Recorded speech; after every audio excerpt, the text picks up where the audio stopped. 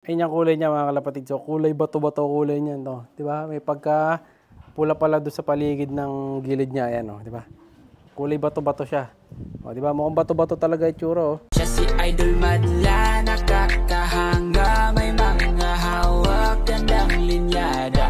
Ika'y inspirasyon kung bakit hanggang ngayon ako'y palaging kumakarera. Hanggang ngayon mga kalapatids, wala pa rin nakakahula ng last 3 digit na singsing netong kalapati na to na pinararapol nga natin mga kalapatids, no? So sayang dahil wala pa nakakuha nito, malapit na sana i-train to mga kalapatids. Ayan, no? Naghihintay pa rin siya. So ipamimigay ko pa rin yan mga kalapatids, bibigyan ko kayo ng second chance dito.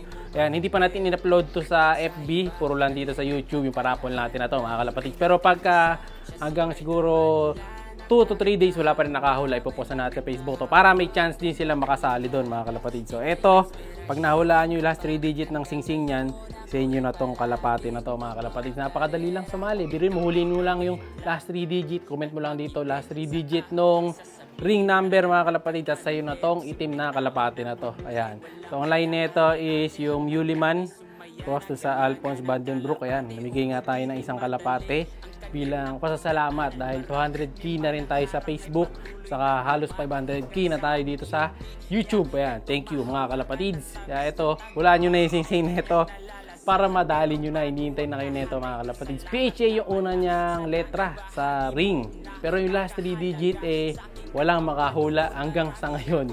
Ayan, so ito siguro makalagay ko na muna doon sa flyers natin para makapagpag siya. So ito yung kalapate. Teka, papawalan natin dito sa loob. Hindi ko mapawalan dito sa may labas kasi baka mamaya saan magpunta eh. So ito yung ibon. Dali, asan ba si Pem? Dapat wala si Pem. Wala siya. So ito.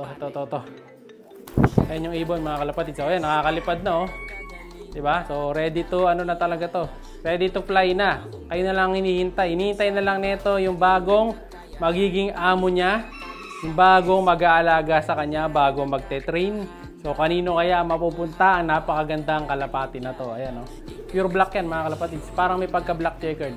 Ayan, oh. Pagpag na pagpag mga kalapatids. So ito yung kalapati mga kalapatids. Ayan, oh. Napakagandang ibon.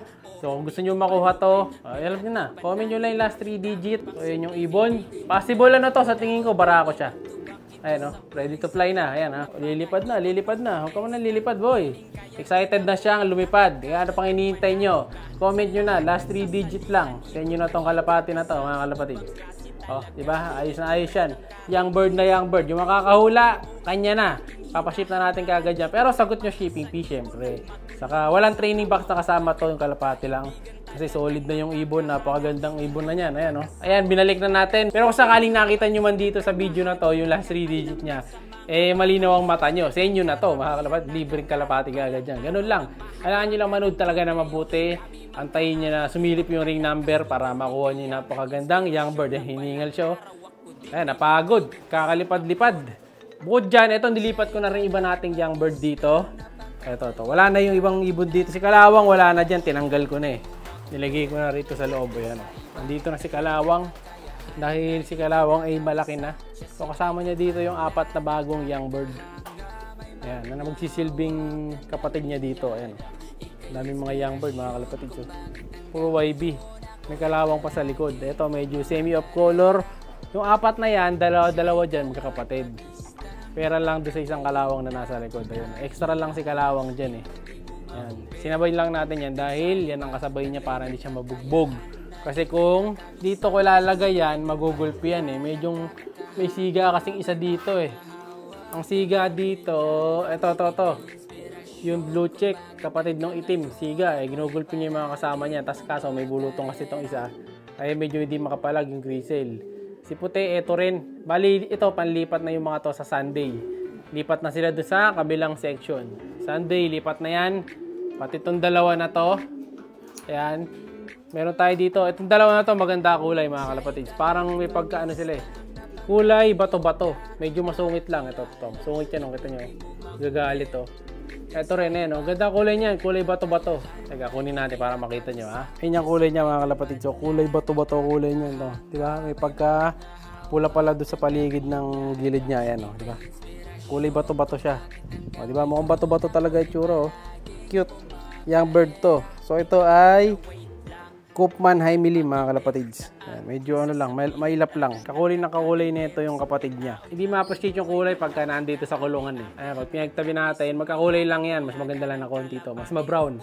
Ang ilap eh, tumatakas. Ngayon din ito, tatanggalin na natin yung harang nitong si Barak 2.0 dun sa pinaris nating Tiger Grizzle. Ayan, paparis na natin sila sa wakas. Kasi nung nakarang araw, di ba, nag-aaway. So, it's time na para pagparisin. Nagpalipas muna tayo ng 2 days and 2 nights bago natin ipares. Hey, sumasakay na yung isa, oh. Oh, sinasakyan na kaagad. Tanggalin na natin to. Mukhang hindi na sila magbubugbugan. Ay, pares na. Tanggalin na natin ang todo to. Mukhang hindi na magbubugbugan yan. Silipin natin dito sa gilid.